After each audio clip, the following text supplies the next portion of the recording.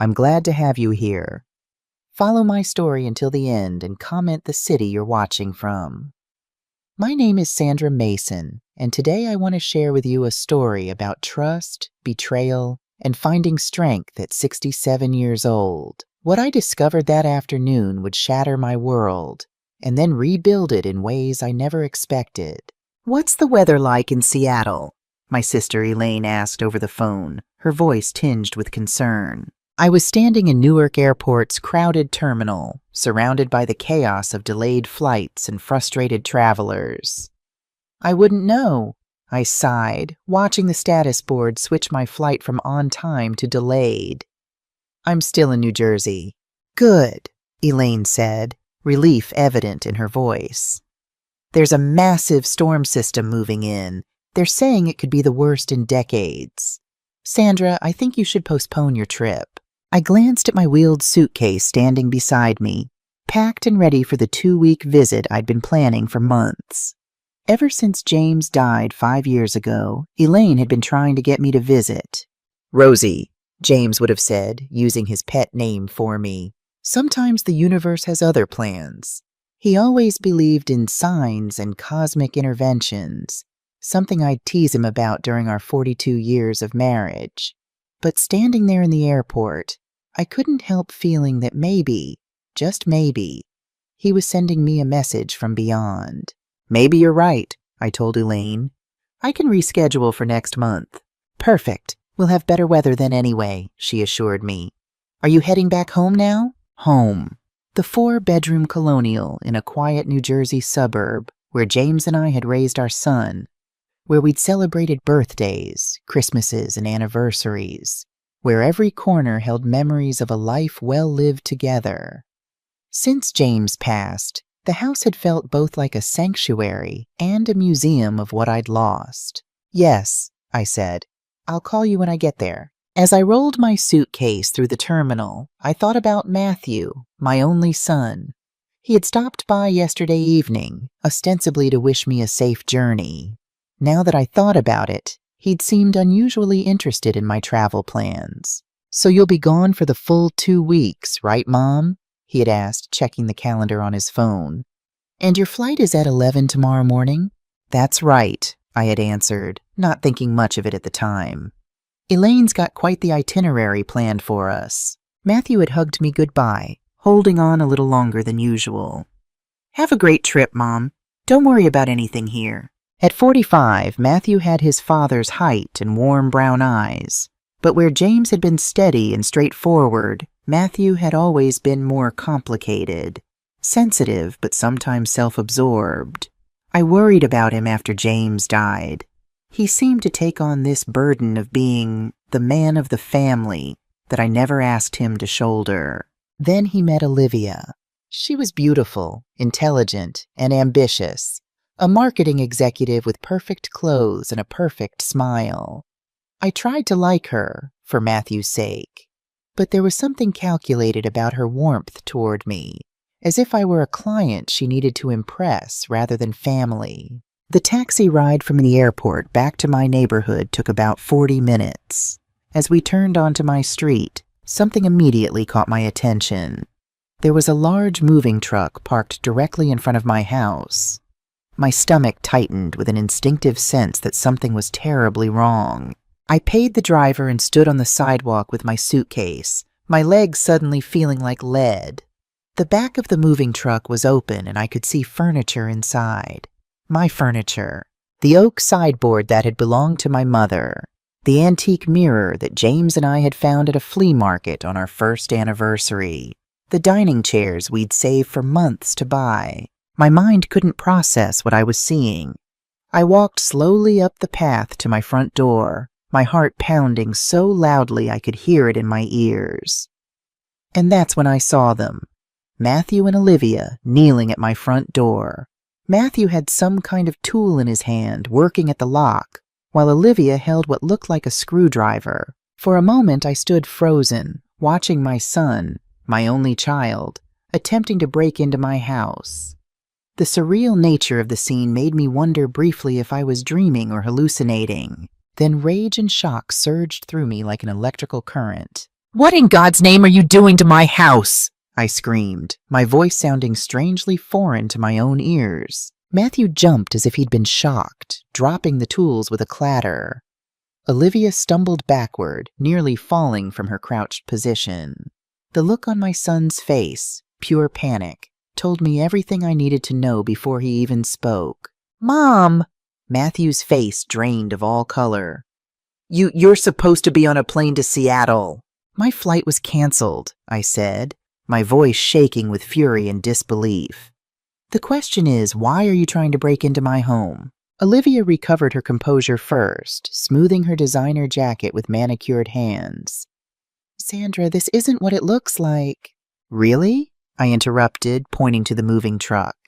"Because it looks exactly like you're robbing me while I'm supposed to be out of town." Matthew stepped toward me, hands raised in a placating gesture. "Mom, please, let us explain." "Explain what?" I demanded, moving closer to see what else was in the truck. "Explain why my antique sideboard is in that truck. Explain why you're breaking into my home instead of using the spare key I gave you for emergencies." The truck was half filled with boxes and furniture, my possessions carefully wrapped and organized. This wasn't a spur-of-the-moment decision. This was planned, methodical. They had been waiting for me to leave. I felt physically ill. The betrayal was so profound, so complete that I could barely breathe. This wasn't a stranger violating my sanctuary. This was my son, my own flesh and blood. "We've been having some financial difficulties," Matthew began, his voice unsteady. "We just thought—" "You thought you'd steal from me?" The words burned my throat like acid. "You thought you'd wait until I was gone and clean out my house?" "It's not stealing," Olivia interjected, her tone suddenly defensive. "We're family. We just thought we could borrow some things temporarily." "Borrow?" I repeated incredulously.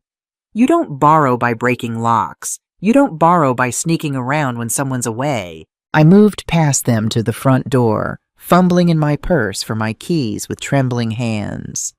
I needed to get inside to see what else they might have taken before I caught them. "Mom, please," Matthew's voice cracked. "Let us explain properly." I ignored him, unlocking my door and stepping inside. The house felt different immediately. Violated. Empty spaces on walls where paintings had hung. Gaps on shelves where ornaments and photo frames had stood.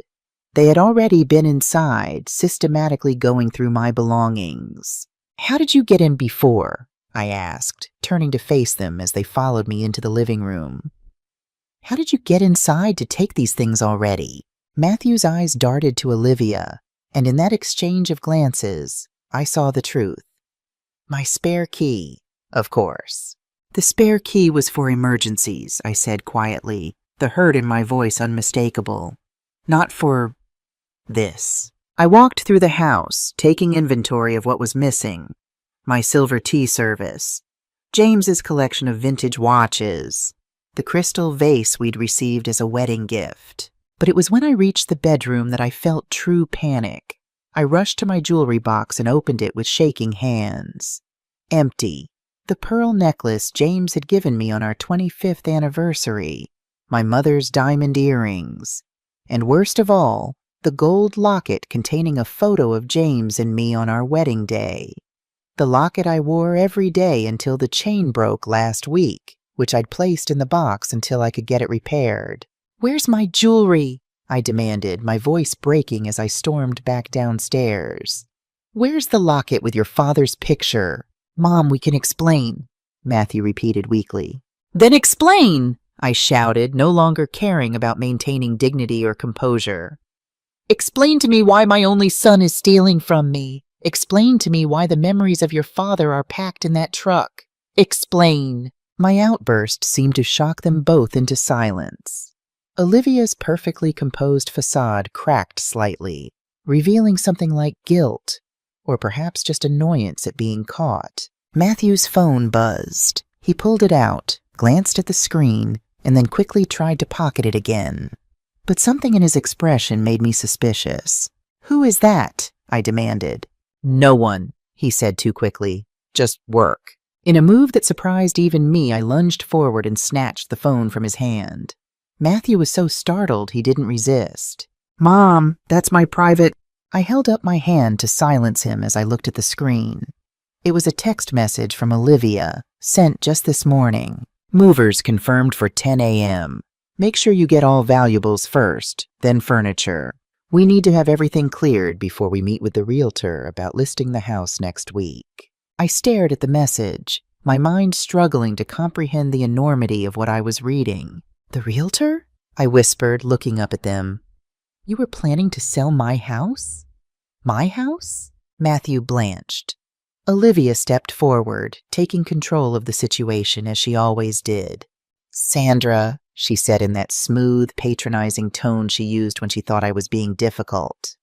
"Matthew and I have discussed this extensively. At your age, this house is simply too much to maintain. We thought—" "At my age?" I repeated, my voice dangerously quiet. "I'm 67, Olivia, not 97. I'm perfectly capable of maintaining my own home." "Mom," Matthew interjected, "we were going to tell you. We just thought it would be easier if we got things organized first. We found a really nice retirement community in Florida." "A retirement community?" My voice rose with each word. "You were planning to move me to Florida without even asking me? This is my home, Matthew. Your father and I built our life here. We raised you here. You think you can just pack me away like some outdated furniture?" The full magnitude of their betrayal was becoming clearer by the second. This wasn't just about taking some valuables. They were planning to completely upend my life, to make decisions for me as if I were incapable or incompetent. "Get out," I said quietly. "Mom, please." "Get out," I shouted, pointing to the door. "Get out of my house right now, both of you." "Sandra, you're being unreasonable," Olivia said, her true colors showing now that their plan was exposed. "We're only thinking of what's best for you." "What's best for me?" I laughed bitterly. "No, Olivia. You're thinking about what's best for you. How convenient it would be to have me tucked away in Florida while you live in my house. Or sell it and keep the money." "It's not like that," Matthew protested weakly, but I could see in his eyes that it was exactly like that. Or at least that he'd convinced himself their plan was justified. "I want everything returned," I said firmly. "Every item you've already taken, every piece of furniture in that truck. Return it all and then leave." "Mom!" "Now, Matthew." Something in my tone must have told him I was deadly serious. He nodded stiffly and turned to Olivia.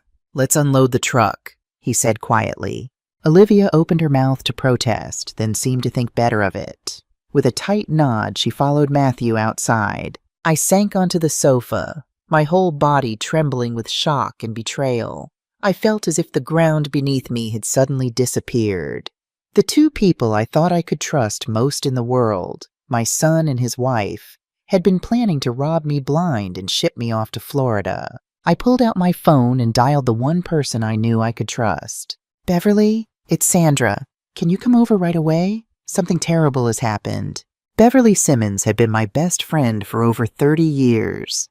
We'd raised our children together, supported each other through divorces and deaths, celebrated milestones and weathered crises.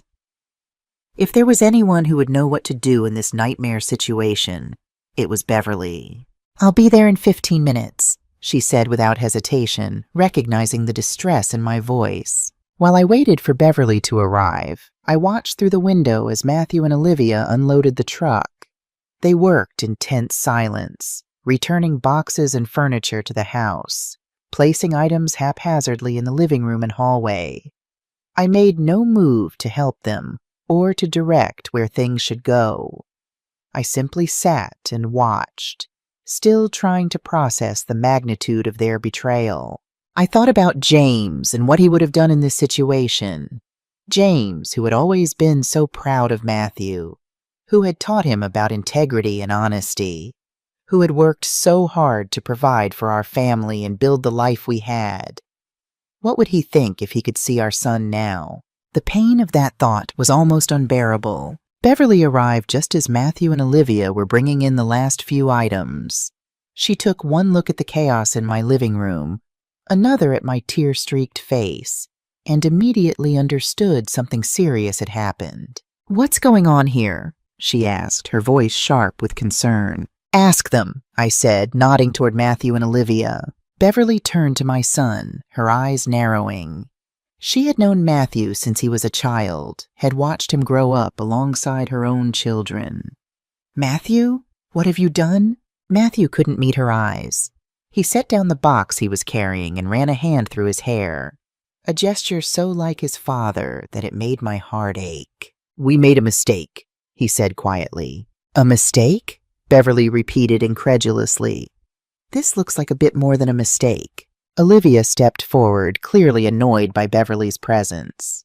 "This is a family matter," she said coldly. Beverly drew herself up to her full height, which wasn't much, but what she lacked in stature she made up for in presence. "I am family," she stated firmly. "I've known this boy since he was in diapers, and I've known Sandra for over 30 years. So don't tell me this isn't my business." I felt a surge of gratitude for my friend's unwavering support.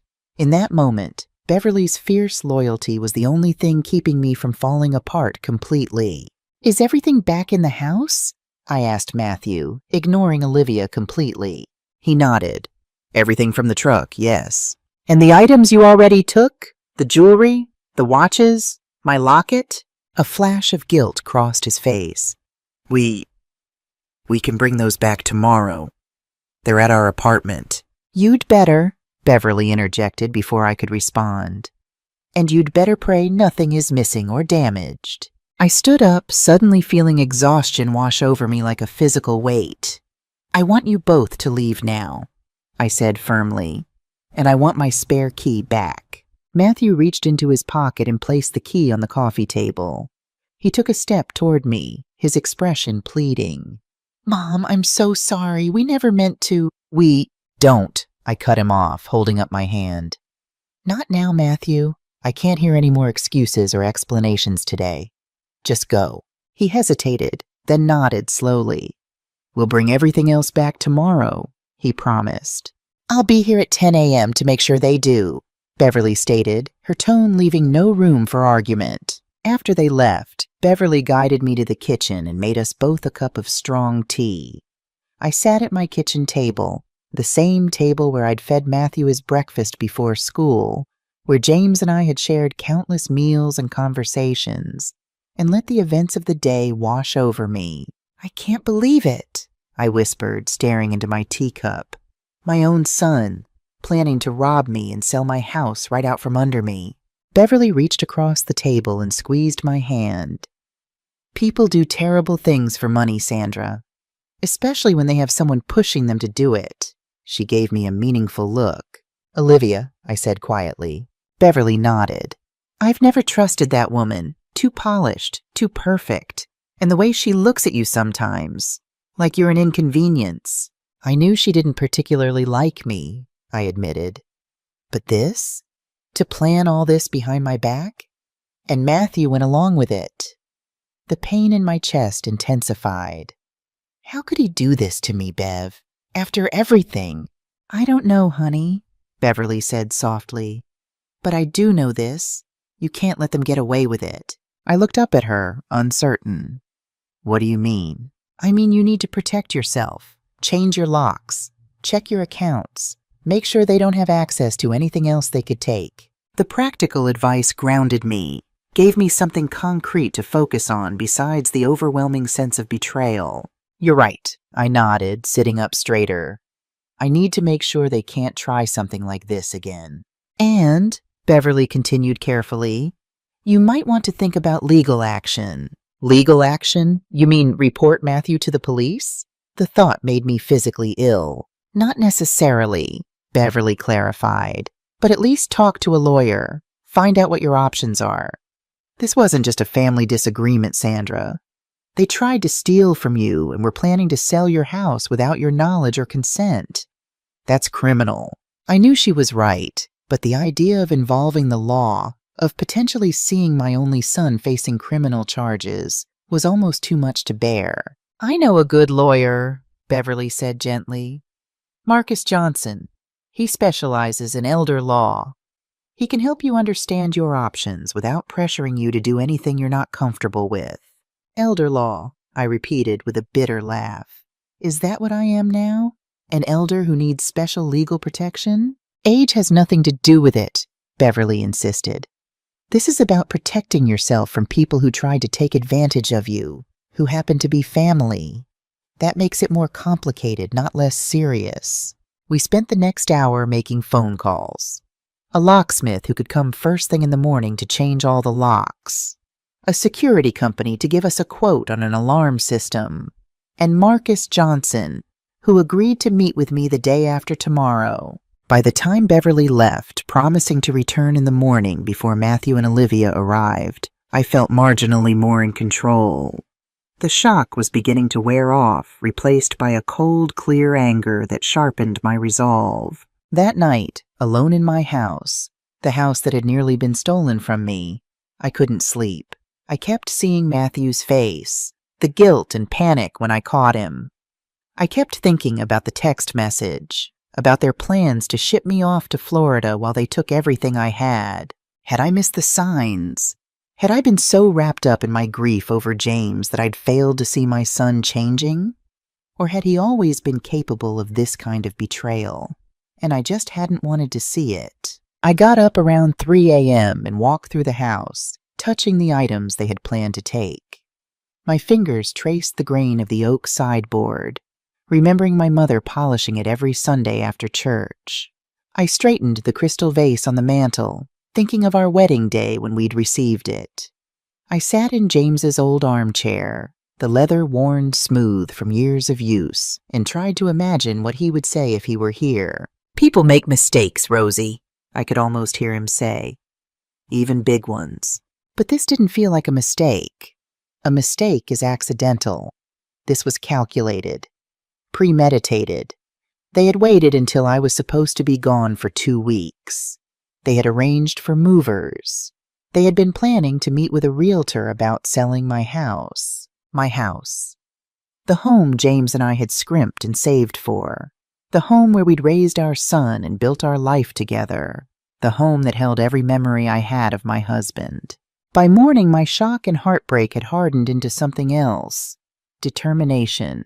I wouldn't allow myself to be victimized, not even by my own son.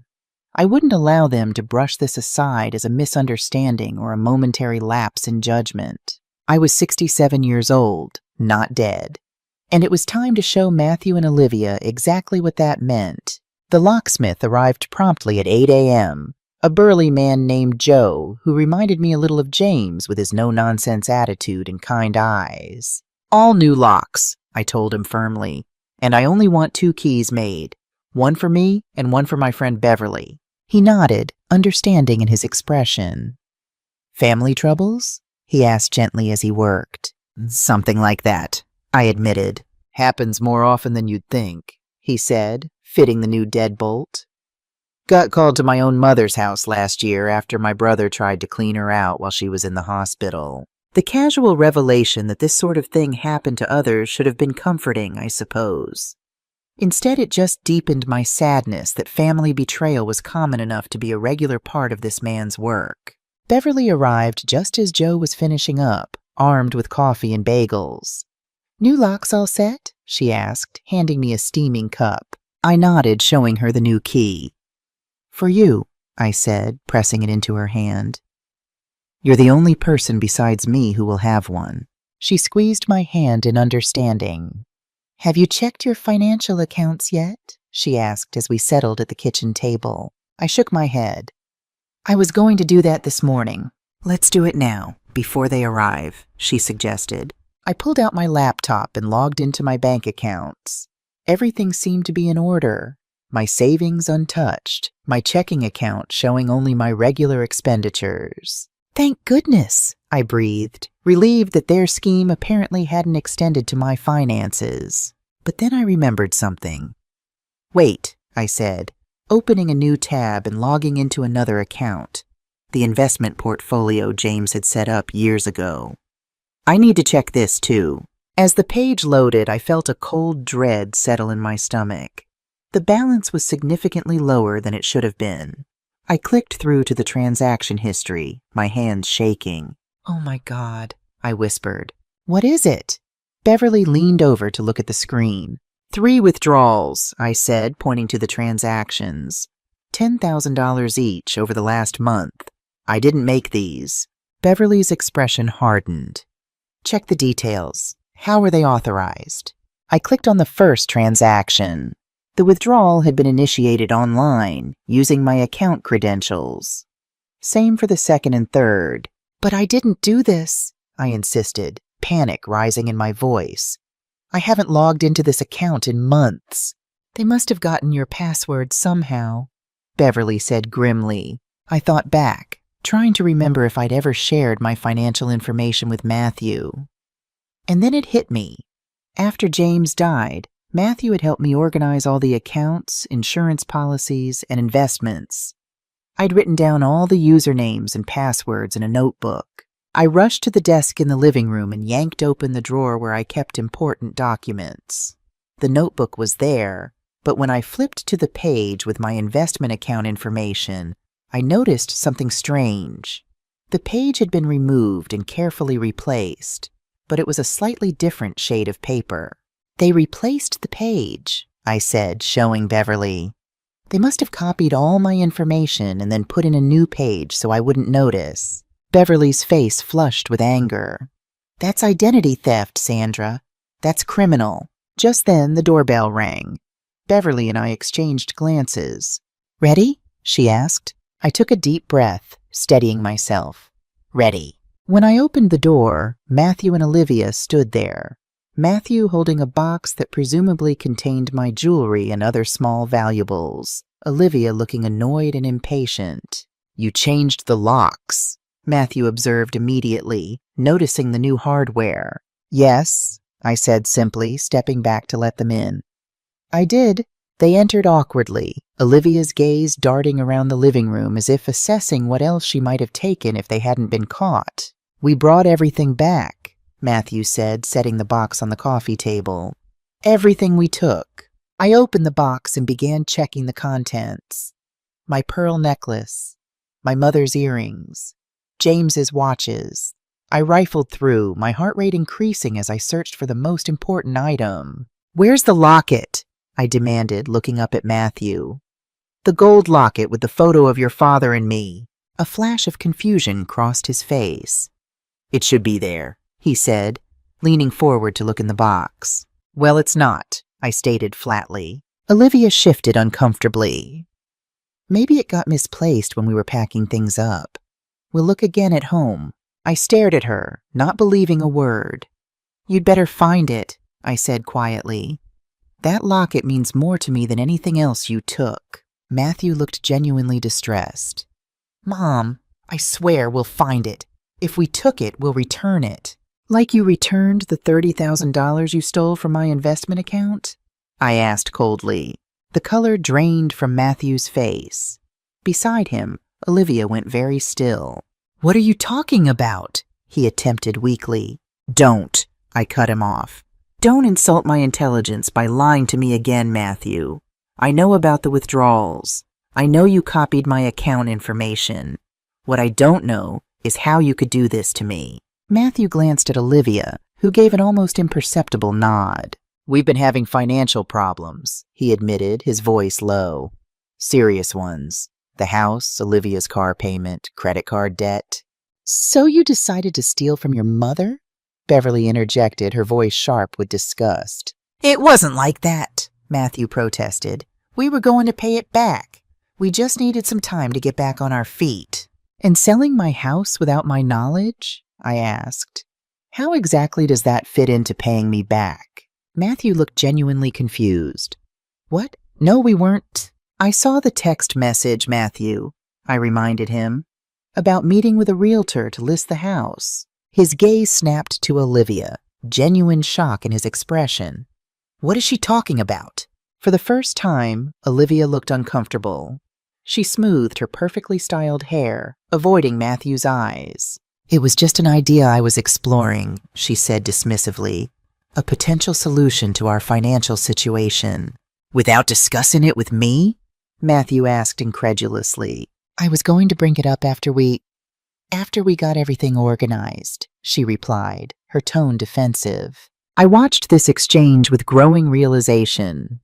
You didn't know, I said to Matthew, about selling the house. He shook his head slowly, the betrayal on his face now matching what I felt. No, he said quietly. I didn't. Olivia stepped forward, taking control of the narrative as she always did. Look, this has gotten completely out of hand. Yes, we took some things we shouldn't have. Yes, we borrowed some money without asking. But we're family. We can work this out without making it a federal case. $30,000 isn't borrowing, Olivia, Beverly stated flatly. It's theft. Identity theft, specifically. And we're planning to pay it back, Olivia insisted, her voice rising slightly. Once our situation improves. And when will that be? I asked. After you've sold my house out from under me and shipped me off to Florida. Mom, Matthew began, but I held up my hand to silence him. I want the money returned, I said firmly. All of it, and I want my locket back. Then we can discuss where we go from here. We don't have $30,000 just lying around, Olivia snapped, her polished facade cracking further. If we did, we wouldn't have needed to borrow it in the first place. Steal it, I corrected. Not borrow, steal. Matthew sank onto the sofa, his head in his hands. Mom, I'm so sorry. I never meant for things to go this far. Looking at him, my son, my only child, I felt a complex mixture of love, disappointment, and anger. Part of me wanted to comfort him, to tell him we would find a way through this. But the larger part knew that doing so would only enable the behavior that had brought us to this point. I've made an appointment with a lawyer, I said quietly. Marcus Johnson. We're meeting tomorrow morning to discuss my options. Matthew's head snapped up, his eyes wide with alarm. A lawyer? Mom, please, we can work this out ourselves, as a family. That option disappeared the moment you decided to steal from me, I said, my voice steady despite the ache in my heart. You and Olivia violated my trust in the most fundamental way possible. You treated me not as your mother, but as an obstacle to be managed, an old woman to be packed away while you took what was mine. That's not fair, Olivia interjected. We were just trying to help. You living in this big house all alone, it doesn't make sense. You could get hurt, fall down the stairs, anything could happen. This isn't about my safety, I stated flatly. This is about your convenience and your financial problems. I turned to Matthew, who couldn't meet my eyes. I never thought I'd have to say this, but I don't trust you anymore, Matthew. Either of you. So yes, I'm consulting a lawyer to protect myself from my own son. The words hung in the air between us, heavy with finality. What exactly are you planning to do? Matthew asked, his voice barely above a whisper. That depends on you, I answered truthfully. If you return my money and my locket, if you stay away from my house and my accounts, then perhaps we can eventually rebuild some kind of relationship. But if you continue down this path, I took a deep breath. I will press charges for theft and fraud. Make no mistake about that. Olivia's face flushed with anger. You would send your own son to jail over some money and trinkets? I would protect myself from people who have proven they can't be trusted, I corrected her. Even if those people are family. The room fell silent. Matthew stared at the floor, shoulders slumped in defeat. Olivia stood rigid, her expression a mixture of anger and calculation, already planning her next move, no doubt. Beverly cleared her throat. I think you two should leave now, she said firmly. Sandra needs rest. You can contact her through me from now on. Olivia opened her mouth to protest, but Matthew stood up and touched her arm. She's right. We should go. As they walked to the door, Matthew paused and turned back to me. I'll find the locket, Mom. I promise. I nodded, not trusting myself to speak.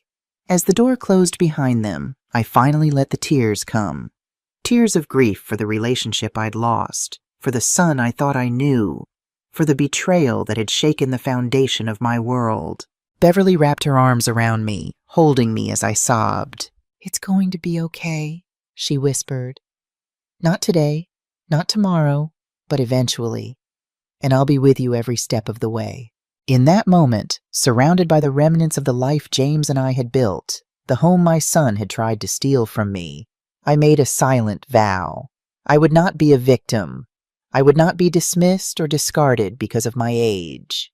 I would stand up for myself, establish boundaries, and demand the respect I deserved, even if it broke my heart to do so. The morning after confronting Matthew and Olivia, I woke up feeling as if I'd been hit by a truck. My eyes were swollen from crying, and my body ached with the physical manifestation of emotional pain. For a moment, as consciousness slowly returned, I thought perhaps it had all been a nightmare. Then reality crashed down on me again. My own son had tried to rob me. I forced myself out of bed and into the shower, letting the hot water wash over me. James would have said I needed to armor up for the day ahead. He always believed that getting properly dressed, even on your worst days, was an act of courage, a way of telling the world you weren't defeated. So I put on my good navy slacks and a cream blouse, applied some lipstick, and fixed my silver hair into its usual neat style. The woman in the mirror looked put together, dignified, nothing like the broken-hearted mother who had sobbed in Beverly's arms the day before. The doorbell rang precisely at 9.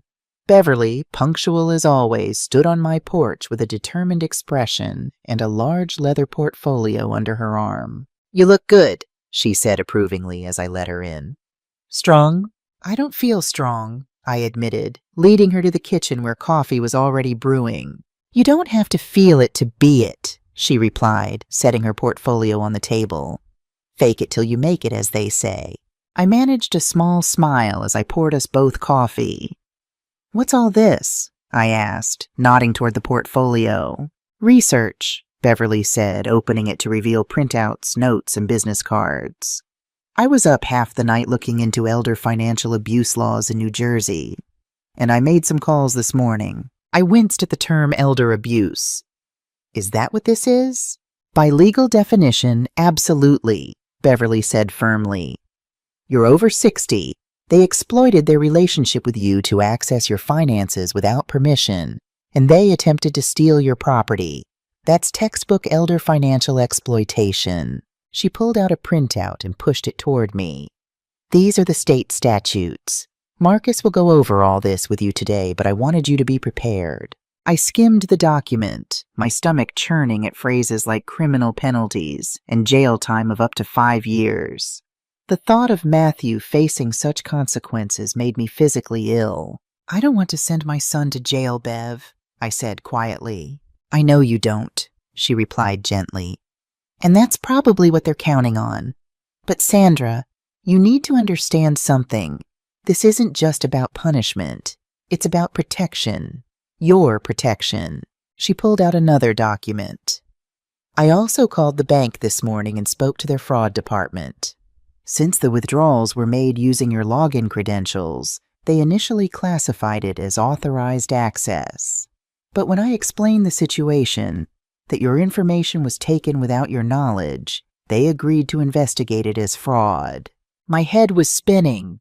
In less than 24 hours, my family crisis had transformed into a legal and financial maze of fraud investigations, potential criminal charges, and technical terminology that made my heart ache. "It's a lot to process," Beverly acknowledged, seeing my expression. "But Marcus will help us navigate it. He's expecting us at 11. As we finished our coffee, the doorbell rang again. This time it was Joe from the security company, coming to install the new alarm system we'd arranged. For the next hour, he worked efficiently, installing sensors on all the doors and windows, setting up the control panel, and showing me how to use the new system. "Just remember your code," he told me as he prepared to leave. 4 digits, something easy for you to remember but hard for others to guess. Not your birthday or address. Those are too obvious. I thought for a moment, then entered 0317, March 17th, The day James and I had met at a St. Patrick's Day party 47 years ago. A date no one but me would remember the significance of. "Perfect," Joe said, watching the system activate. "Now you're all set. Anyone tries to break in, this'll sound the alarm and automatically call the monitoring service. They'll check in with you, and if you don't give the safe word, they'll dispatch police." As Joe left, I looked around my house, now fortified with new locks and a security system to keep out the very people I had once trusted most in the world. It felt surreal, like I was living someone else's life. "Ready to go meet Marcus?" Beverly asked gently, gathering her materials. I nodded, grabbing my purse and the folder containing my bank statements and investment account information. "As ready as I'll ever be." Marcus Johnson's law office was located in a converted Victorian house downtown, its dignified exterior matching the man himself. In his mid-50s, with salt and pepper hair and warm brown eyes behind stylish glasses, Marcus projected a calm competence that immediately put me at ease. "Mrs. Mason," he greeted me, shaking my hand firmly. "Beverly has told me a bit about your situation. I'm very sorry you're going through this." His office was comfortable but professional, with law books lining the walls and framed degrees and certificates displayed tastefully. We sat in leather chairs around a small conference table, and Marcus listened intently as I recounted the full story, from catching Matthew and Olivia at my door to discovering the missing money. He took notes, occasionally asking clarifying questions, his expression remaining neutral and professional. When I finished, he set down his pen and folded his hands on the table. "First, I want to assure you that what happened to you is not uncommon," he said. "Financial exploitation by family members accounts for nearly 60% of all elder abuse cases I see." There was that term again. Elder abuse. I must have flinched because Marcus's expression softened. "I understand the terminology is uncomfortable, Mrs. Mason, but using the correct legal terms helps us address what happened and protect you moving forward." He opened a folder of his own and pulled out several documents. "Based on what you've told me, you have several options. First, you can pursue criminal charges for the unauthorized withdrawals from your investment account. That would involve filing a police report and potentially testifying if the case goes to trial." My heart sank at the thought. Marcus noticed my reaction and continued. "Alternatively, we could pursue a civil remedy. We'd file suit for the return of the funds plus damages. This approach focuses on getting your money back rather than punishment." "And my third option?" I asked. "You could attempt to resolve this privately," Marcus said carefully. "Draw up a formal repayment agreement with consequences spelled out if they fail to comply. However," he added, his tone becoming more serious, "this option comes with significant risks. Without legal enforcement, there's nothing but their word compelling them to follow through." Beverly, who had been silent until now, spoke up. "What about a restraining order to keep them away from Sandra and her property?" Marcus nodded. "That is certainly something we can consider, especially given their attempt to enter your home without permission." I stared at the papers in front of me, each one representing a different path forward, all of them painful, all of them transforming my family crisis into a legal battle. "I need to think about this," I said finally. "Of course," Marcus agreed. "This is not a decision to rush into.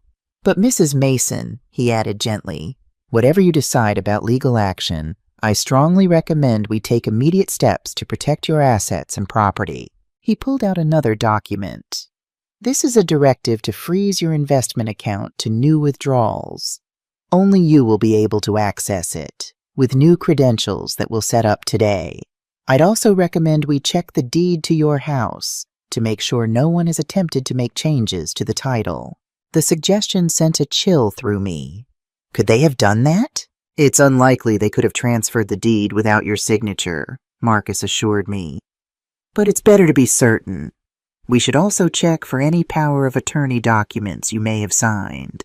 Sometimes these can be misused or even forged."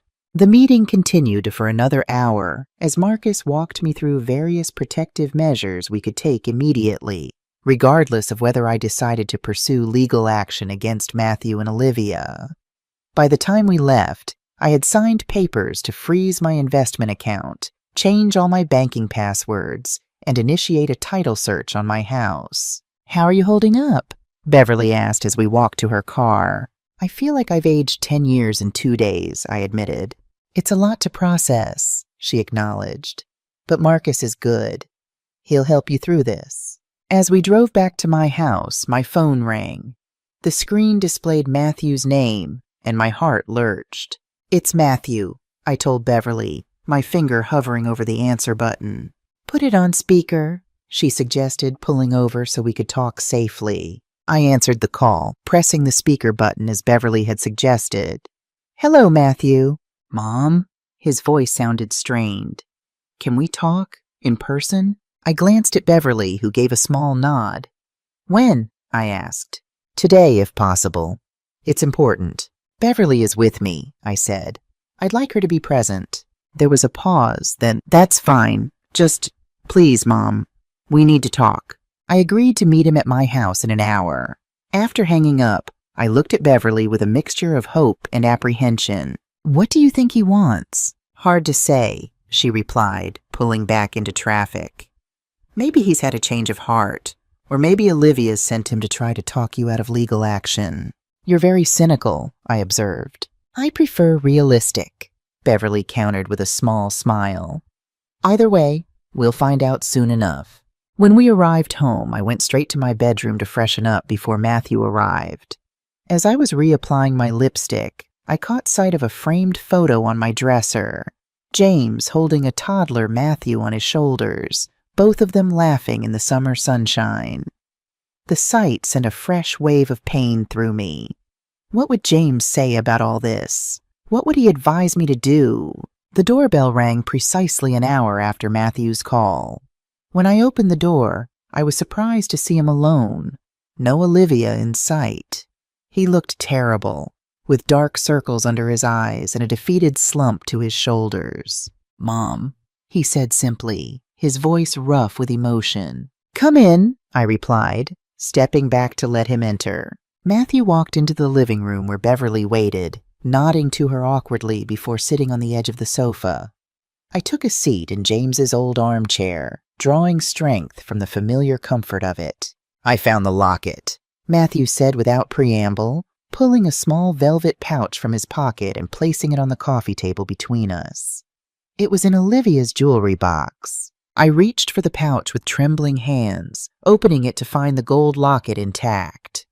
The relief that washed over me was so powerful I nearly cried. I opened the locket to confirm the photos of James and me were still inside. They were. "Thank you," I said softly, closing my hand around the precious item. Matthew nodded, his gaze fixed on his clasped hands. "I owe you more than just a thank you," he said. "I owe you an explanation and an apology, though I know that doesn't begin to cover what happened." Beverly shifted in her seat but remained silent, allowing Matthew to continue. "After Dad died," he began hesitantly, "I felt lost, like I had to be the strong one for your sake. I never really dealt with my own grief. I just pushed it down and focused on being responsible, on taking care of things. I thought about those first terrible months after James's death. I'd been so consumed by my own grief that I'd barely registered Matthew's pain. Had I failed him then? Had that failure led us here? When I met Olivia," Matthew continued, "she seemed so confident, so put together. She made me feel like I could be strong again. But the truth is, I was just letting her make decisions for me, letting her tell me who I should be." He looked up at me, his eyes filled with shame. "The financial problems are real. We're drowning in debt, much of it Olivia's from before we were married. She has issues with spending and gambling." This revelation surprised me. Olivia had always seemed so polished, so in control. The idea that she had a gambling problem didn't fit with the image she projected. "Online casinos mostly," Matthew explained, seeing my surprised expression. "It started small, but it's gotten worse over the past year. We've maxed out credit cards, taken out loans, and then she suggested we borrow from your investment account. Just temporarily, she said. Just until we could get back on our feet. $30,000 isn't borrowing, Matthew, Beverly interjected, unable to remain silent any longer. It's theft. I know, he admitted, hanging his head. I know that now. At the time, I convinced myself it wasn't really stealing because you had so much set aside. And we were going to pay it back. I told myself you'd never even notice. His voice broke. But that doesn't make it right. Nothing makes it right. And then yesterday, when you mentioned selling the house, he looked up, confusion clear in his expression. Mom, I swear to you, I knew nothing about that. That was all Olivia. Part of me wanted to believe him. The desperate, heartbroken mother in me wanted to accept his explanation, to forgive him, to find a way back to the relationship we'd once had. But the wiser, stronger part, the part that James would have been proud of, knew I couldn't simply let this go. Where is Olivia now? I asked. Matthew's expression darkened. At her sister's. We had a confrontation last night after I found the locket. She denied knowing anything about it at first, but when I kept pressing, she finally admitted she'd kept it separately because she thought it was worth something. The casual disregard for the emotional value of my most treasured possession made my blood boil. To Olivia, it had just been another item to pawn. I told her she had to come with me today, to apologize to you and to explain herself, Matthew continued. She refused, said I was betraying her by taking your side. He laughed bitterly. As if she hadn't been planning to sell your house out from under you. And the money? Beverly asked pointedly. What about returning the $30,000? Matthew's shoulders slumped further. I don't have it, he admitted. We don't have it. It's gone. Credit card payments, gambling debts, our mortgage. So what happens now, Matthew? I asked quietly. What did you come here expecting? He met my gaze directly for the first time. I came to take responsibility, he said.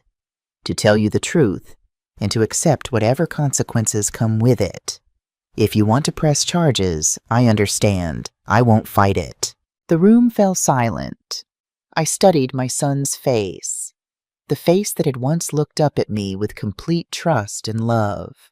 Despite everything, he was still my child, but he was also a grown man who had made terrible choices. I don't know what I'm going to do yet, I told him honestly. But Matthew, you need to understand something. Things can't go back to the way they were. Trust, once broken, isn't easily repaired. I know, he whispered. I've spoken to a lawyer, I continued. Marcus Johnson. He's helping me protect myself, my accounts, my home from any further incidents. Matthew nodded, accepting this without protest. As for the money, I said, I expect it to be repaid, every cent. I'll find a way, he promised, however long it takes. I stood up, signaling that our conversation was coming to an end. I need time, Matthew. Time to think, to decide what happens next. I can't make those decisions today. He rose as well, nodding and understanding. Can I call you in a few days? You can call Beverly, I said, glancing at my friend. She'll let you know when I'm ready to talk again. As Matthew moved toward the door, he paused, turning back to face me. Mom, I'm so sorry. I know that doesn't fix anything, but I need you to know. I will spend the rest of my life trying to make this right. After he left, Beverly and I sat in silence for several minutes. Finally, she spoke. Do you believe him? About not knowing Olivia was planning to sell the house? I considered the question carefully. Yes, I said finally. I think I do. Matthew has many flaws, but he's never been a good liar. The shock on his face when I mentioned the realtor yesterday, that was genuine. And about being sorry? I think he's sorry he got caught, I said with a sigh. And I think he's sorry about the position he's in now. Whether he's truly sorry for what he did, that remains to be seen. Beverly nodded thoughtfully. So what will you do? I fingered the locket, drawing comfort from its familiar weight in my palm. I'm not sure yet, but I know one thing. I won't be making any decisions based on guilt or emotional manipulation. Those days are over. That night, sleep eluded me again. I lay awake, replaying the events of the past few days, trying to make sense of how my life had been turned upside down so completely. Around 2 a.m., I gave up on sleep and went downstairs to make a cup of tea. As the kettle heated, I wandered into the living room, my gaze landing on the familiar family photos that lined the mantelpiece. So many happy memories preserved in those frames. Matthew's high school graduation, family vacations, James and me on our 40th anniversary. Had it all been an illusion? Or had something fundamentally changed in Matthew over the years? I picked up a photo I particularly loved. James teaching 5-year-old Matthew to fish, both of them knee-deep in the lake at my sister's cabin. James was crouching behind Matthew, his hands gently guiding our sons as they held the fishing rod together. The love in James's expression as he looked at our boy was palpable, even through the faded photograph. What would James do in this situation? The question had been haunting me since this nightmare began. James had always been fair but firm. He believed in second chances, but he also believed in consequences. People need boundaries, Rosie, he'd told me once when we were discussing how to handle teenage Matthew's curfew violations. Love without boundaries isn't love, it's enabling. The kettle whistled, pulling me from my reverie. As I prepared my tea, I decided to do something I hadn't done since James died. I went to his study and sat in his chair at his desk. The room had remained largely untouched since his death. His books on the shelves, his favorite pen in the holder, his reading glasses in their case. I opened the desk drawer and pulled out his journal. James had kept a journal for years, jotting down thoughts, ideas, and reflections. I'd never read it while he was alive.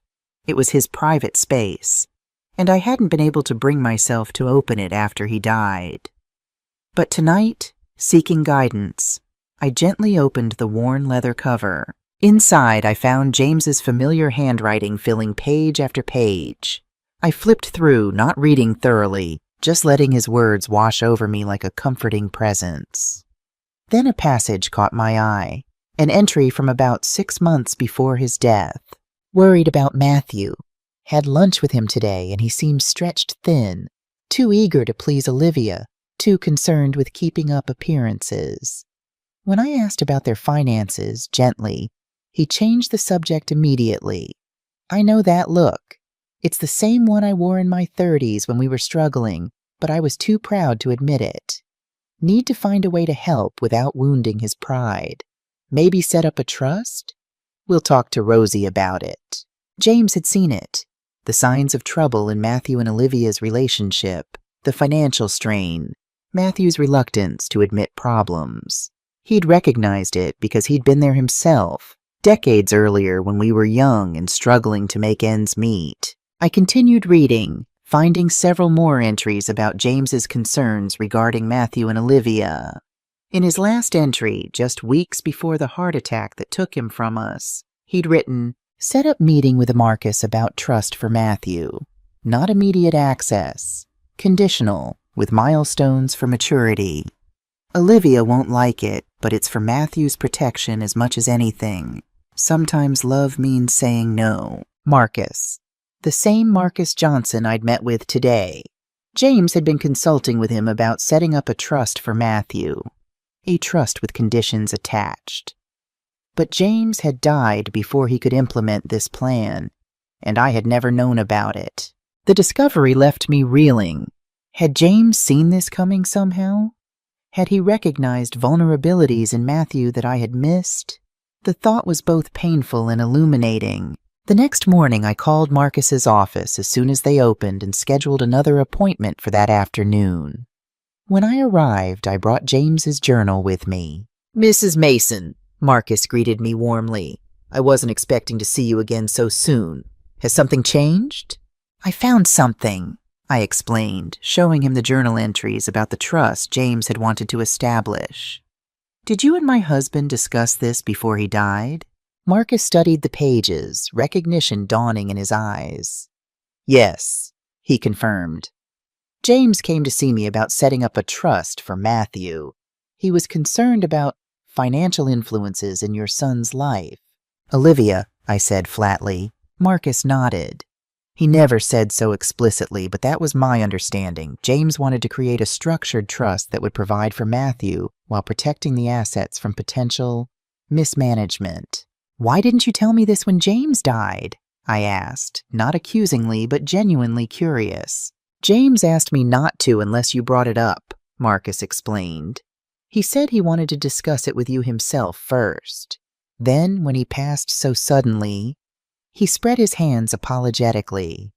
I respected his wishes for confidentiality. I nodded, understanding but still processing this new information. So James saw this coming in a way. He was trying to protect Matthew, and you, Marcus added gently. He was trying to protect both of you. We spent the next hour discussing options in light of this new information. With James's concerns now known, I felt more clarity about how to proceed, both in terms of protecting myself and in dealing with Matthew. I've been thinking about your options, Marcus said. Given what you've told me about Matthew's visit yesterday, and now these journal entries, I have a suggestion. It's unconventional, but it might address both the financial and the relational aspects of this situation. He outlined his idea. A formal agreement that would require Matthew to make restitution while establishing clear boundaries for our relationship moving forward.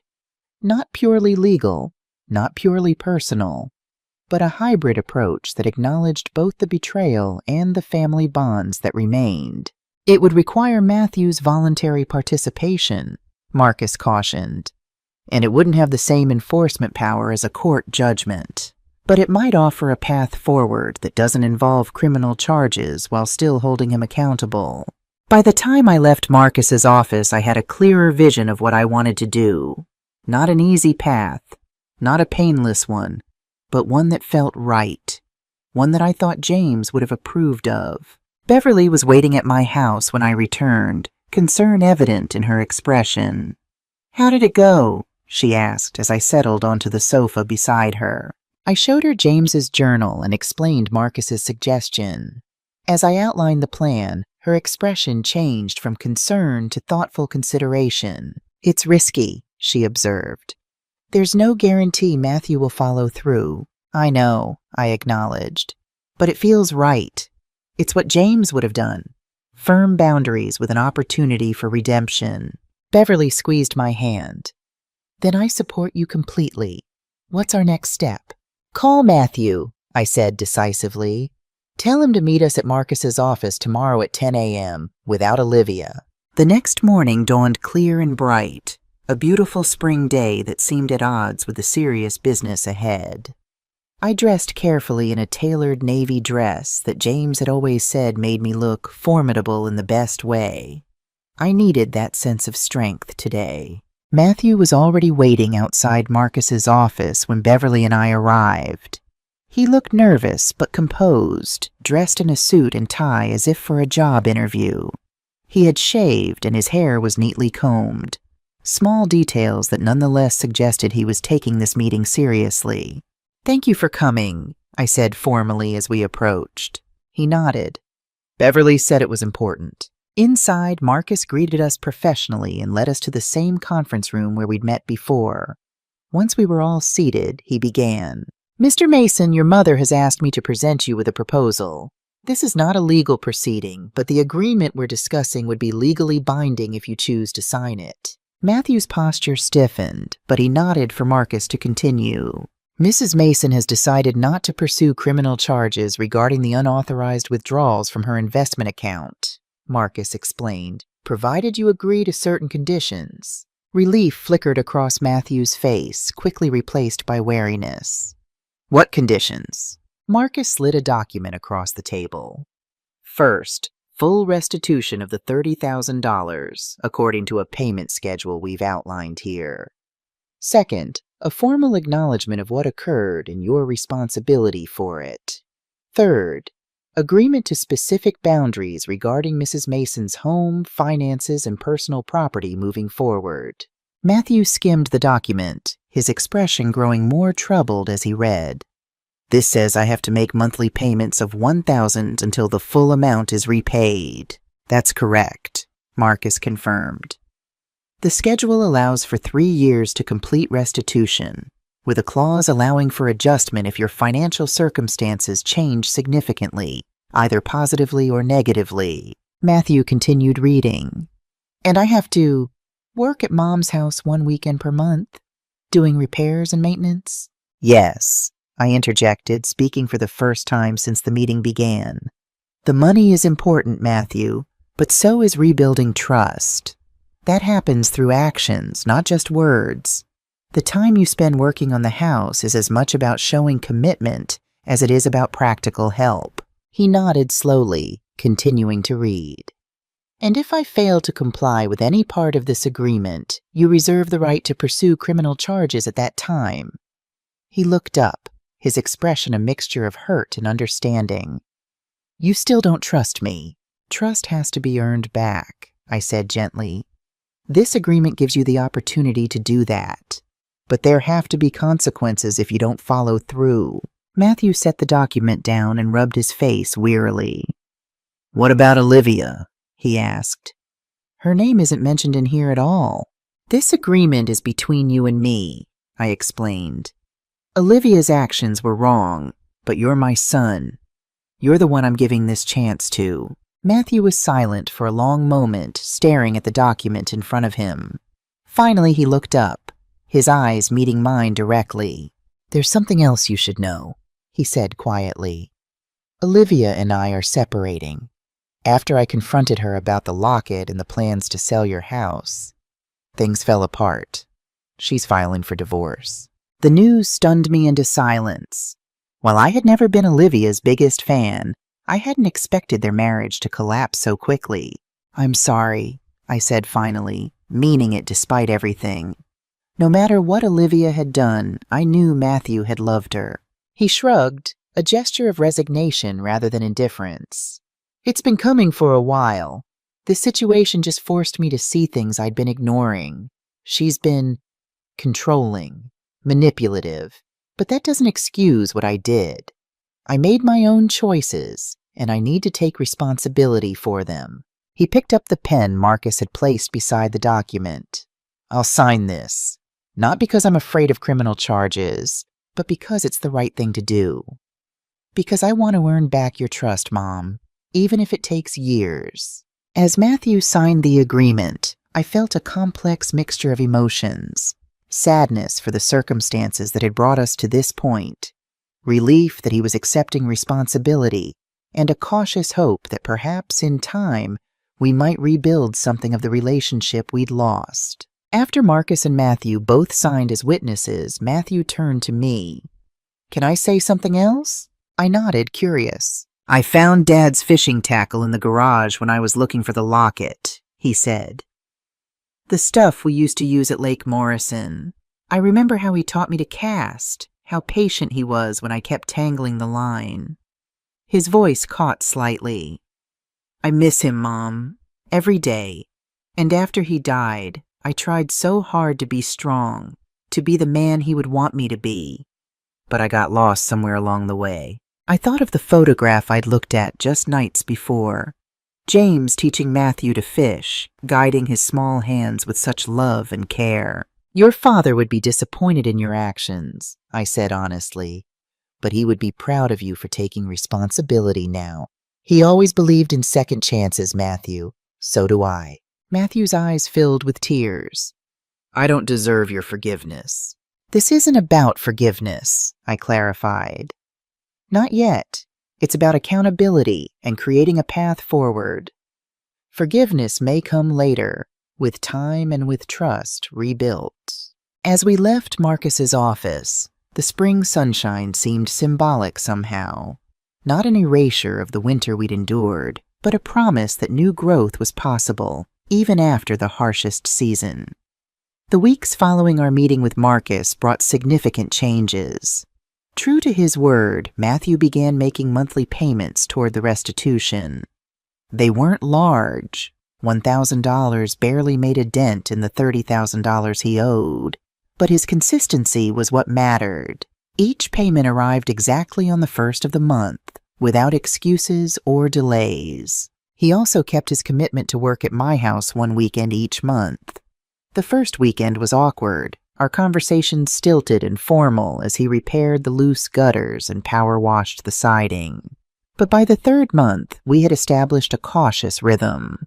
We weren't back to normal. I doubted we ever would be. But we were finding a new way to relate to each other. Meanwhile, Matthew's divorce from Olivia proceeded.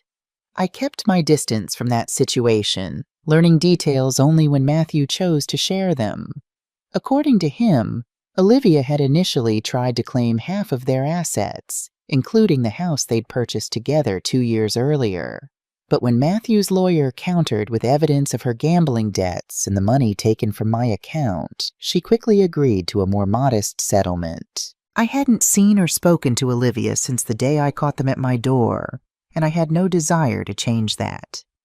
She had sent a formal letter of apology as part of our agreement, but the cold, legalistic language made it clear the words weren't heartfelt.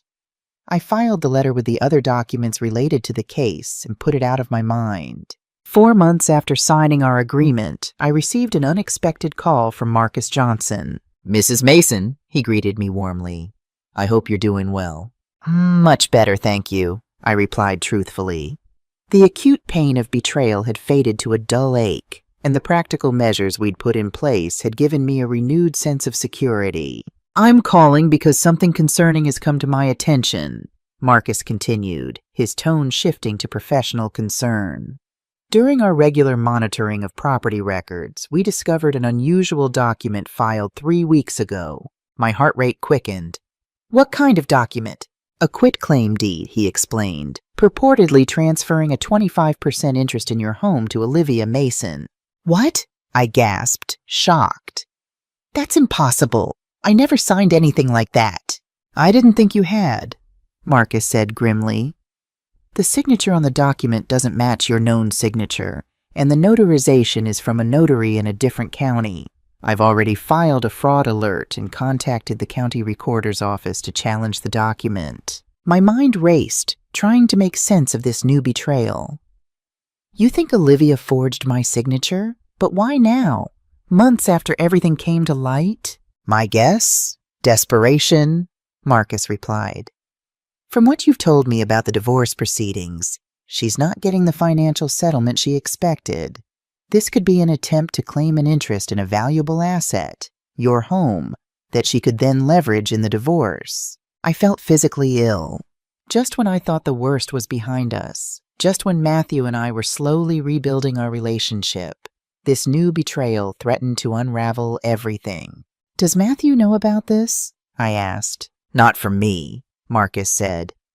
"I thought you should decide whether to tell him." After hanging up with Marcus, I sat in stunned silence, trying to process this new development. Olivia hadn't given up. She was still trying to take my home, now through outright fraud. The boldness of it, the sheer criminal audacity, left me breathless with anger. I called Beverly, who arrived within 20 minutes, ready to offer support and practical advice as always. "That conniving, manipulative witch," she fumed after I explained the situation. "Forging a quitclaim deed? That's a felony, Sandra. She could go to prison for this." "I know," I said quietly. "And maybe she should. But what about Matthew? This could set back all the progress we've made." Beverly sat beside me on the sofa, her expression softening. "Sandra, listen to me. This isn't Matthew's doing. From everything you've told me, he's been honoring your agreement, taking responsibility, trying to make amends. This is all Olivia. But they're still legally married," I pointed out. "If I press charges against her, it will affect him too." "Then he needs to know," Beverly said firmly. "Call him. Tell him what's happening. Give him the chance to address this before you and Marcus take further action." After Beverly left, I paced the house for hours, weighing my options.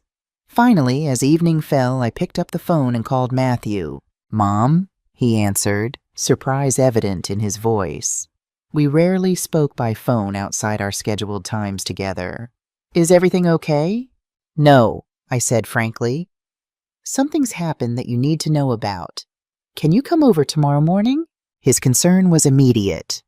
I can come now if you need me to. Tomorrow is fine, I assured him. But it's important. Matthew arrived at 8 a.m. sharp the next day, tension evident in every line of his body. What's wrong? He asked as soon as I opened the door. Are you sick? Is it your heart? I'm fine, I said, leading him to the kitchen where I'd prepared coffee. But there's a situation you need to be aware of. It involves Olivia. I explained what Marcus had discovered. The fraudulent quitclaim deed. Olivia's apparent attempt to claim an interest in my home. As I spoke, Matthew's expression shifted from concern to shock to anger. She did what? He exclaimed when I finished. A forged deed? That's criminal. Yes, I agreed calmly. It is.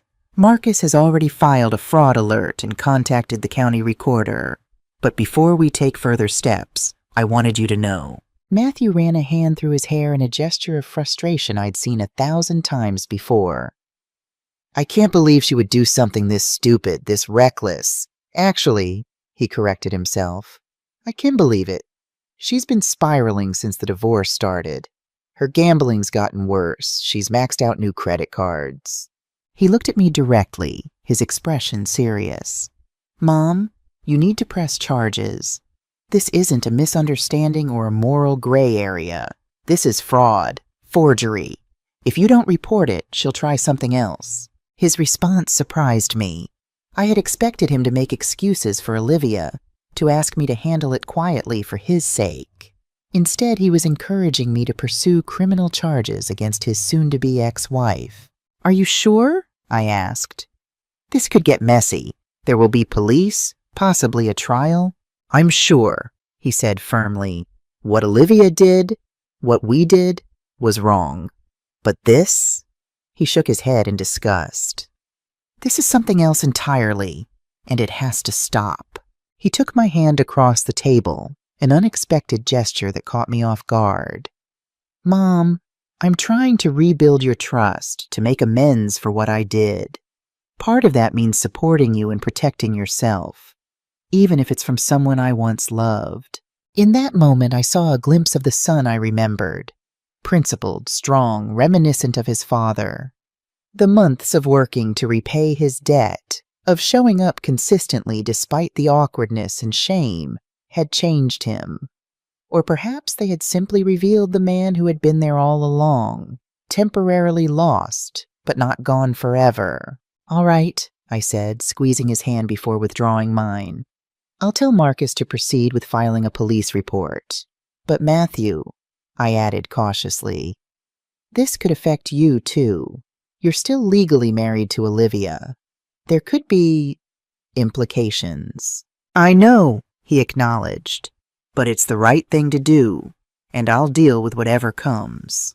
As he prepared to leave, Matthew paused at the door. I'm meeting with my lawyer tomorrow about finalizing the divorce. In light of this development, I'll ask him to expedite things if possible. The sooner I'm legally separated from Olivia, the better. After Matthew left, I called Marcus and gave him the go-ahead to file a police report regarding the fraudulent deed.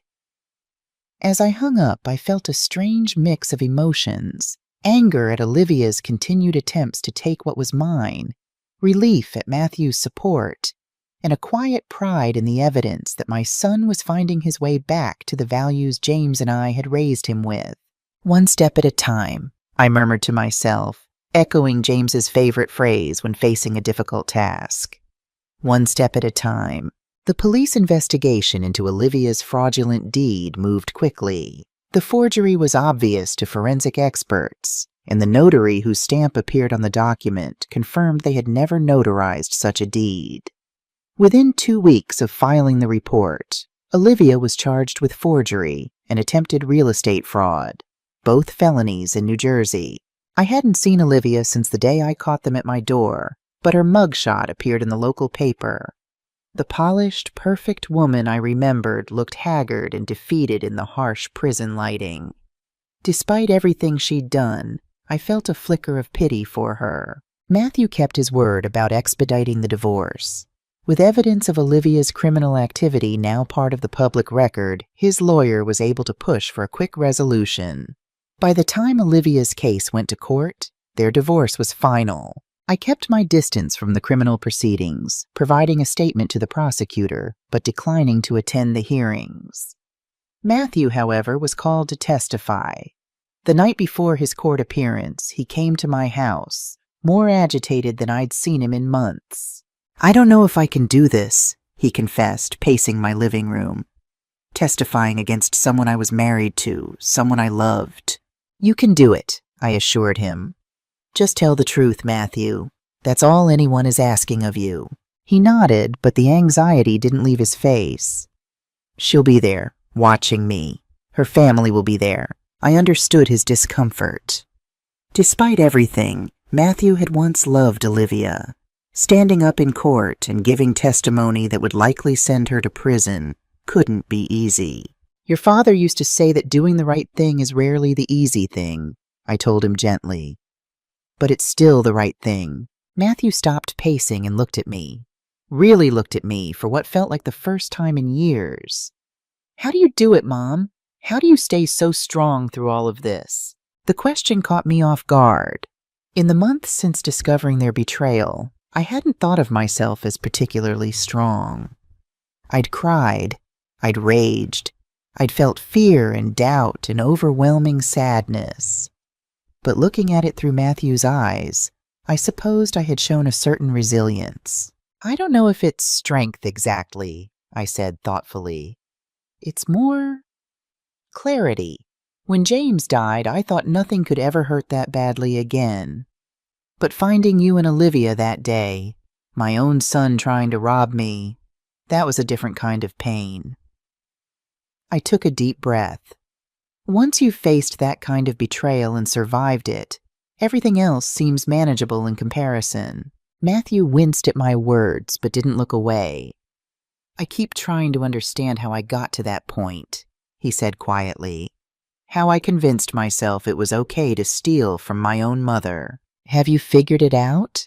I asked, genuinely curious about his perspective after these months of reflection. He sat down heavily on the sofa. "Partly.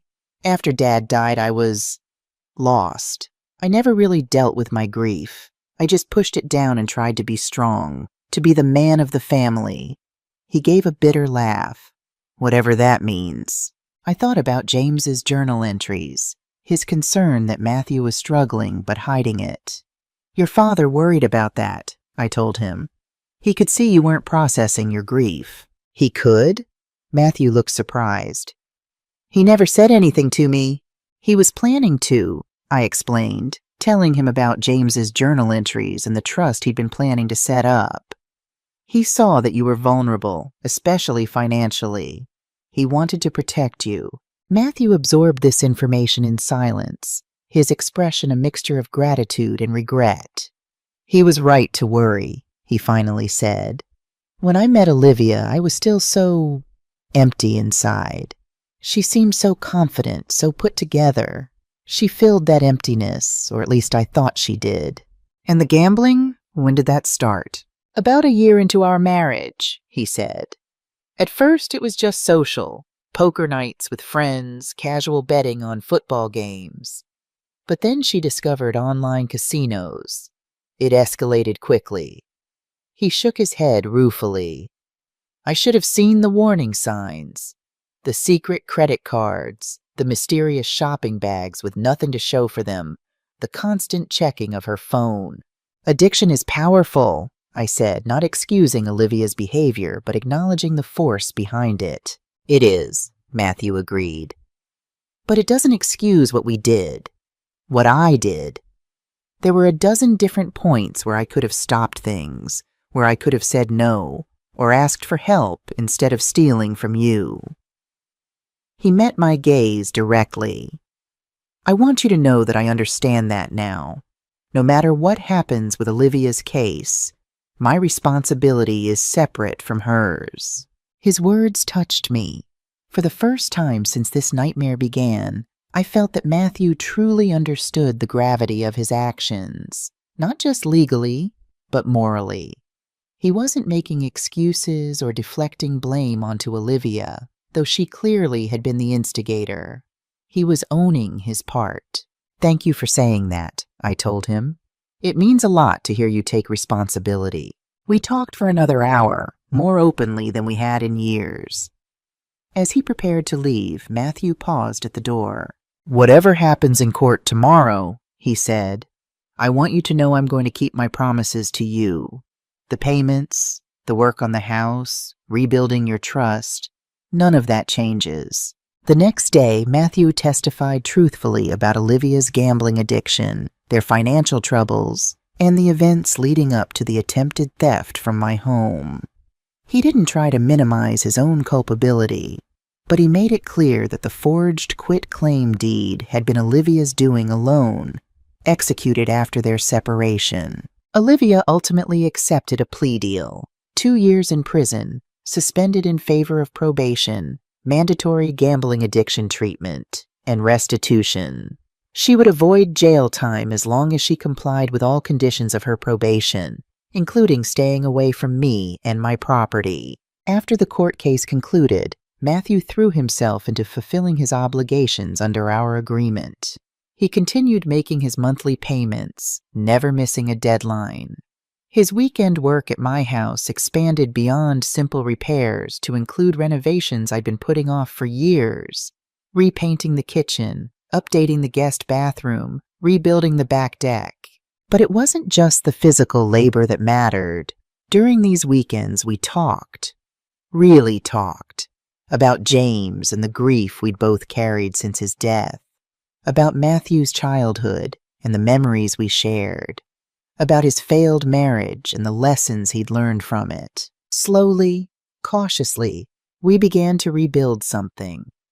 Not what we'd had before. That was gone forever.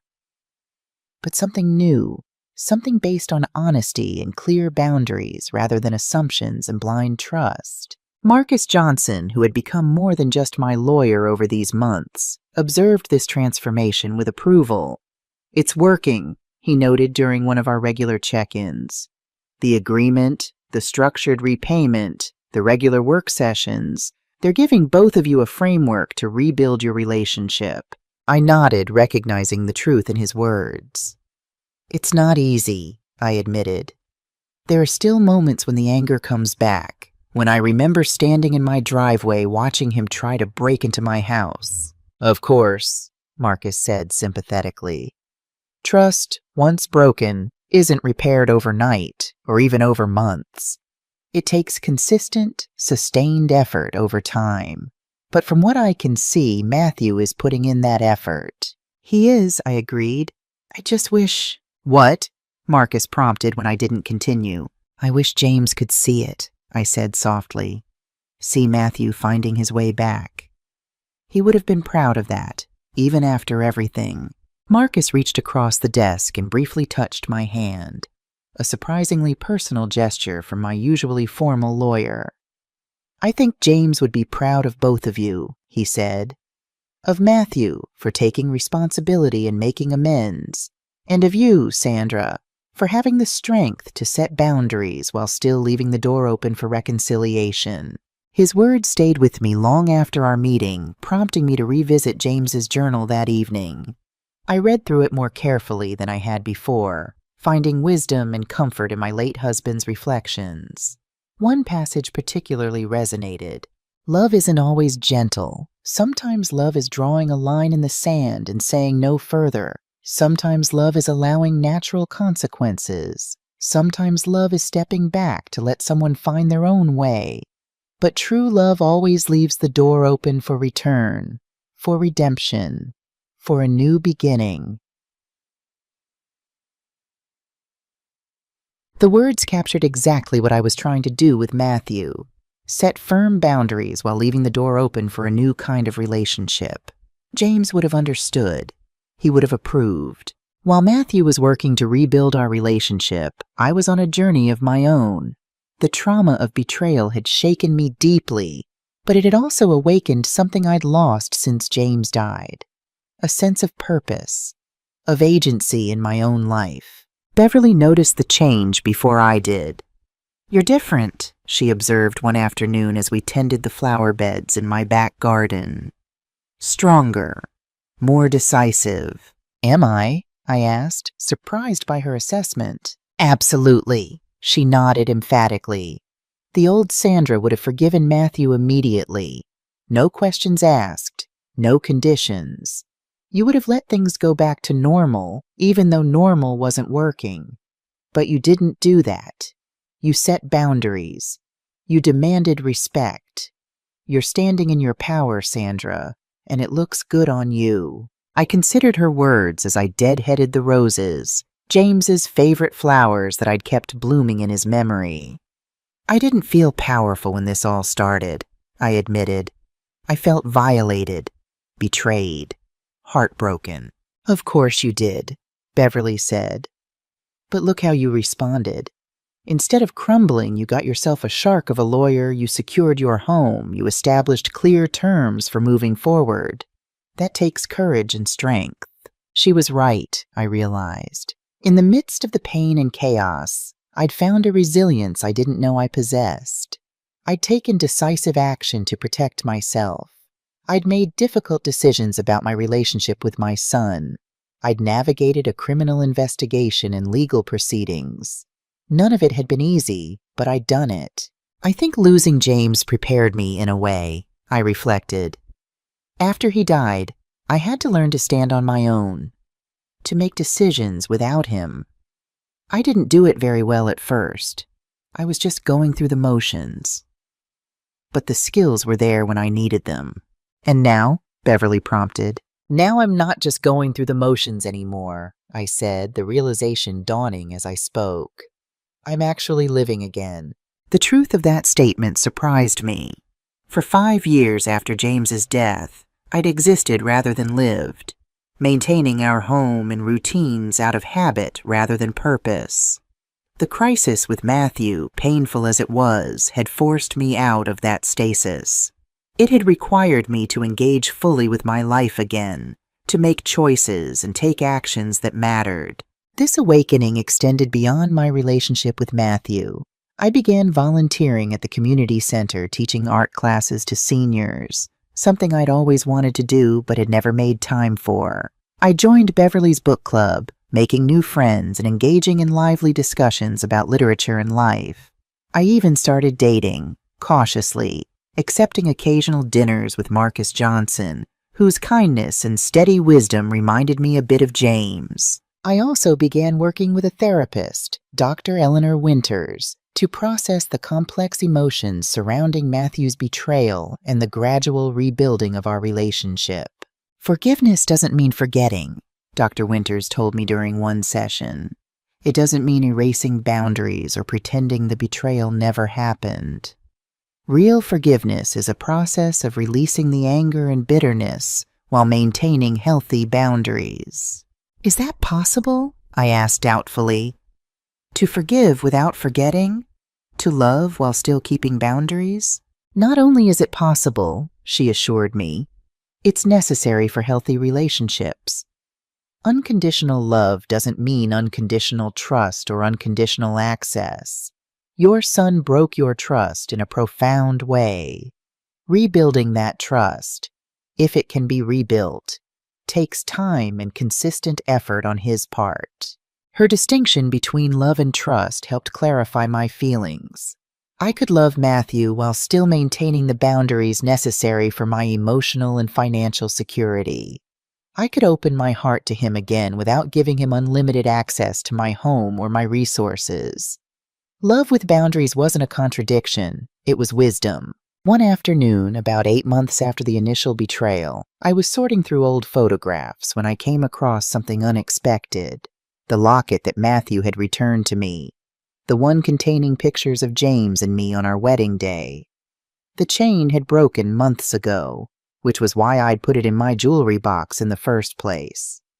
I'd meant to get it repaired, but had forgotten in the chaos that followed. I held the locket in my palm, feeling its familiar weight.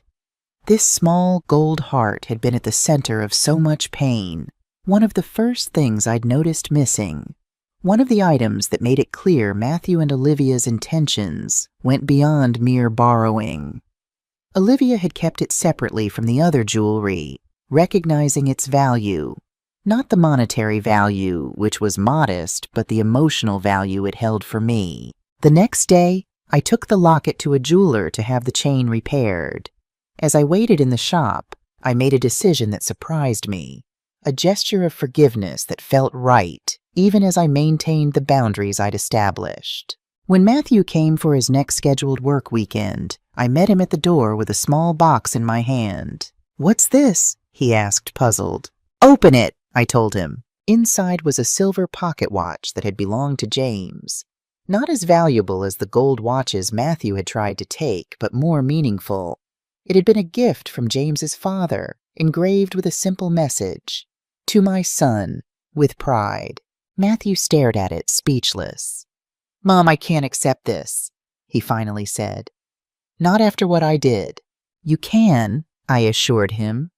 "Your father would want you to have it, and I want you to have it too." "Why now?" he asked, emotion thick in his voice. "Because you're earning back my trust," I said simply. "Not completely, not yet. We still have a long way to go. But I see how hard you're trying, and I want to acknowledge that." Matthew's eyes filled with tears. "Thank you," he whispered. "I don't deserve it, but thank you." "This doesn't change our agreement," I clarified. "You still need to fulfill your obligations. The boundaries we've established remain in place." "I understand," he nodded. "I wouldn't expect anything else." As he carefully tucked the watch into his pocket, I felt a sense of rightness about the gesture. It wasn't about erasing what had happened or pretending the betrayal hadn't cut me to the core. It was about recognizing the genuine effort Matthew was making to atone, to rebuild, to become the man his father had raised him to be. Nearly a year after the day I caught Matthew and Olivia at my door, I invited him to Sunday dinner for the first time. It wasn't a scheduled work weekend. This was purely social, a conscious choice to expand our carefully reconstructed relationship. "Are you sure you're ready for this?" Beverly asked when I told her about the invitation. "It's a big step." "I think so," I said. "He's kept every promise he's made since we signed the agreement. He's paid every installment on time, worked on the house without complaint, respected all my boundaries. At some point, I need to acknowledge that progress." "Just be careful," she cautioned. "Don't rush back to the old patterns just because it feels comfortable." "I won't," I promised. "This isn't about going backward. It's about moving forward, creating a new kind of relationship, one with clear expectations and mutual respect." I prepared James's favorite pot roast recipe for the dinner, a meal we'd shared countless times as a family over the years. When Matthew arrived, punctually at 5, he brought a bouquet of flowers and a bottle of sparkling cider, remembering that I didn't drink wine. "The house looks different," he commented as he followed me to the kitchen. "You've made some changes."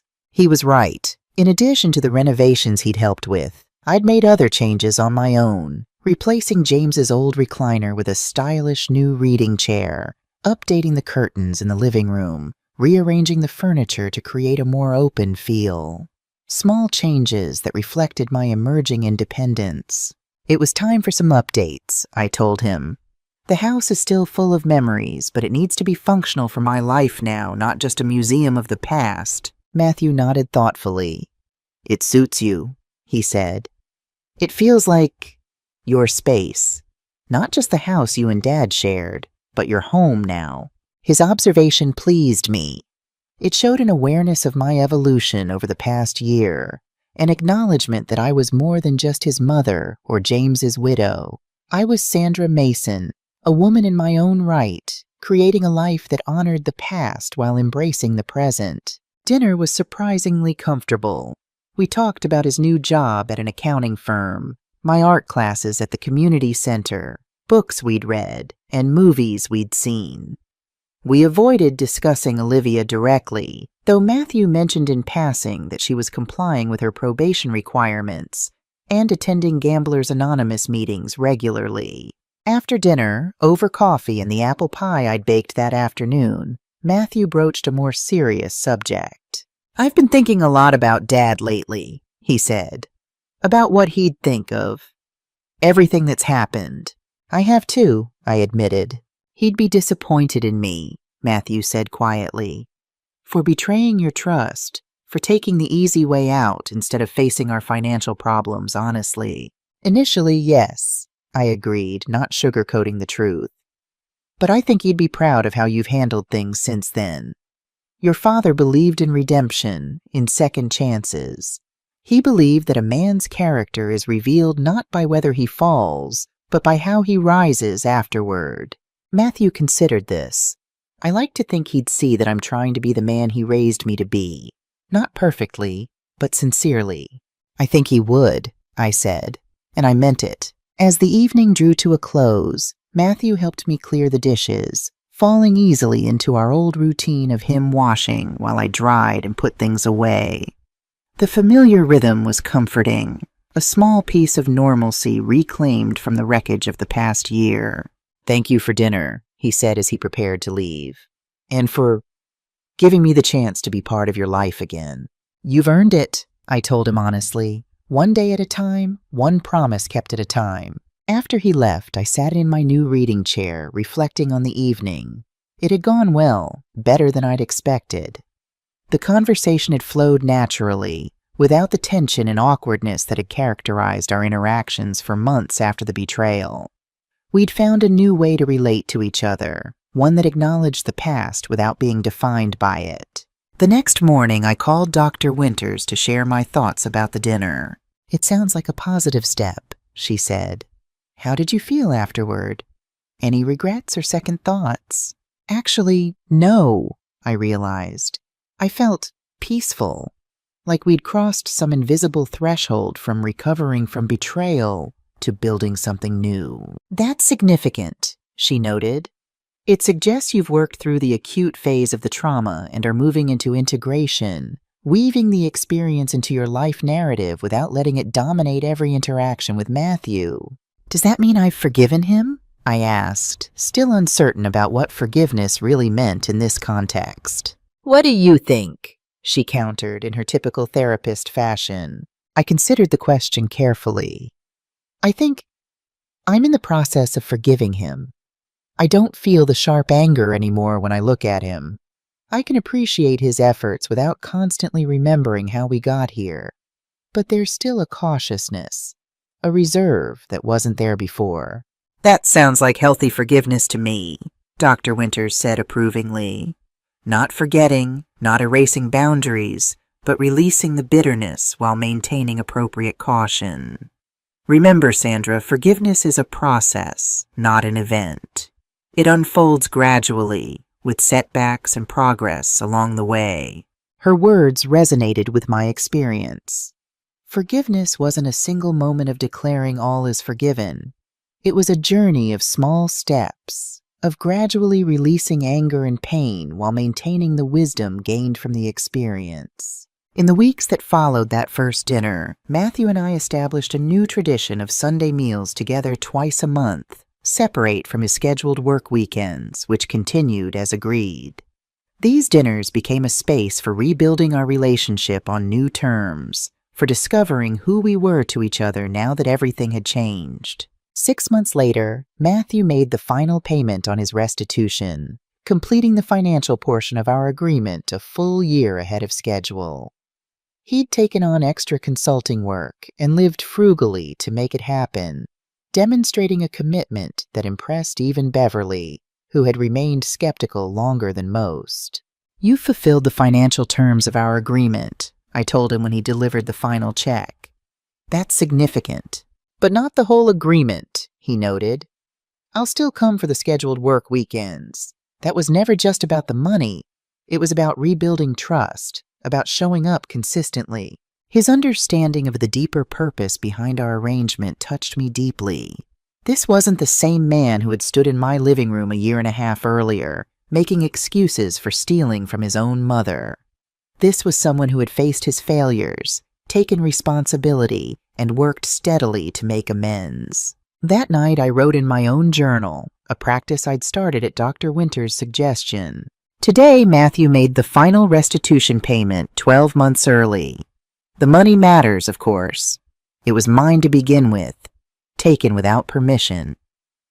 But what matters more is what the early repayment represents. Commitment, sacrifice, prioritizing making things right with me over his own comfort or convenience. I'm not naive enough to think our relationship will ever be exactly what it was before. The betrayal changed things irrevocably, but perhaps what we're building now is actually healthier than what we had before.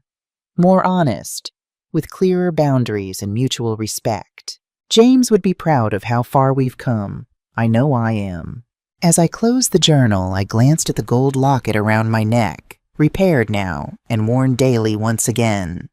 It held the past, James and me on our wedding day, young and full of hope for the future we would build together. But it also represented the journey I'd taken since finding Matthew and Olivia at my door that fateful day.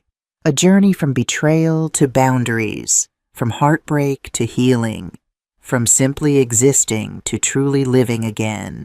The locket was a reminder that even our most precious possessions are just things. It's the memories they hold, the love they represent, that truly matters. And while trust, once broken, is never quite the same, it can be rebuilt into something different but equally valuable. A trust tempered by experience, strengthened by honesty, and made wiser by forgiveness. What would you do if you were in my place? Would you be able to forgive a family member who betrayed your trust? Comment below, and don't forget to check out these 2 other stories that are channel favorites.